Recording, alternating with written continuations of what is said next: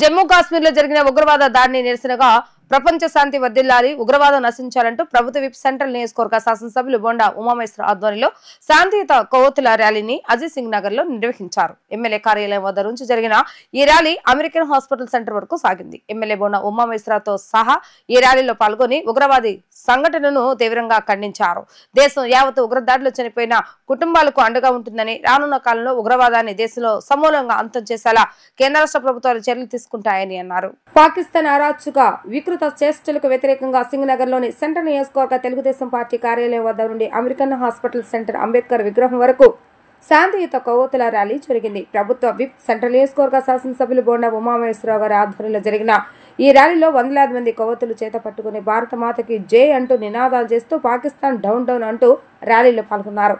ఈ సందర్భంగా బొండా ఉమామహేశ్వరరావు మాట్లాడుతూ జమ్మూ కాశ్మీర్లోని అనంతనాగ్ జిల్లా పెహల్గాం నగరంలోని బైసరన్ ప్రాంతంలో పర్యాటకులపై ఉగ్రవాదులు దాడి చేసి 30 మందిని హతమార్చడాన్ని దేశవ్యాప్తంగా తీవ్రంగా ఖండిస్తున్నామని అన్నారు.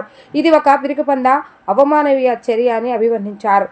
పొరుగు దేశానికి బుద్ధి చెప్పే సమయం ఆసన్నమైందన్నారు. ఈ సంఘటనకి ముష్కర దేశం మూల్యం చెల్లించుకోక తప్పదని అన్నారు. ఉగ్ర దాడిలో చనిపోయిన భారత పౌరులకు బాసటగా కేంద్ర ప్రభుత్వం భారతదేశంలోని 145 కోట్ల మంది వారి కుటుంబాలకు సానుభూతి తెలిపి వారి వెంటే ఉంటారని, స్వతంత్ర భారతదేశం మొదటి నుండి ప్రపంచ శాంతిని కోరుకుంటుందని, పొరుగు దేశమైన పాకిస్తాన్ వారి యొక్క అరాచక చేష్టలతో శాంతియుతంగా ఉన్న భారతదేశ ప్రజానికాన్ని ఉగ్రవాదంతో లేపలేని అశాంతిని కలిగిస్తుందని, ఉగ్రవాదాన్ని సమూలంగా అణచివేసే దిశగా కేంద్ర ప్రభుత్వం చర్యలు తీసుకుంటుందని, రాష్ట్ర ప్రభుత్వం సంపూర్ణ సహకారం అందజేస్తుందని బొండా ఉమా చెప్పారు. పెహల్గాంలో జరిగినటువంటి దాడి భారతదేశంలో 140 కోట్ల మంది ఖండిస్తున్నటువంటి దాడి. ఎందుకంటే ఎప్పుడూ లేనటువంటి విధంగా పర్యాటకుల మీద ఇండియన్ న్యూజిలాండ్గా, ఇండియన్ స్విట్జర్లాండ్గా పిలువబడే పెహల్గాంలో మరి నేను కూడా గతంలో అక్కడికి వెళ్ళాను.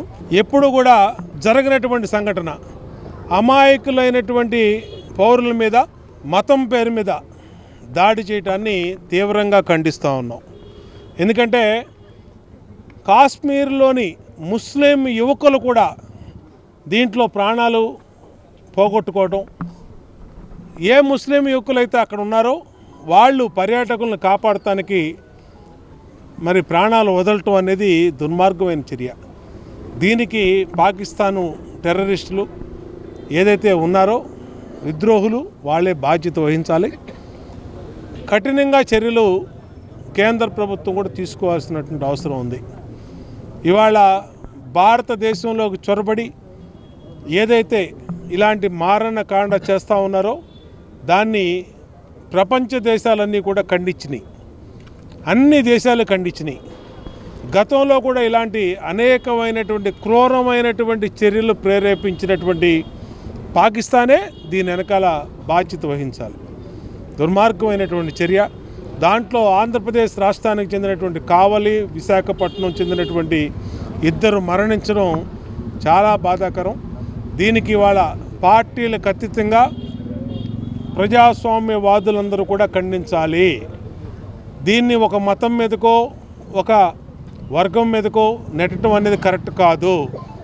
దీన్ని ఒక టెర్రరిస్ట్ చర్యగా, విద్రోహ చర్యగా, ప్రజాస్వామ్య వ్యతిరేక చర్యగా భావించి అందరూ కూడా ఖండించాలి. ఇలాంటి వాటిని సహించే ప్రసక్తి లేదు. ఉక్కు పాదంతో అణిచివేస్తామని కూడా ఈ హెచ్చరిక విద్రోహులకి, టెర్రరిస్టులకి తెలియజేస్తాను.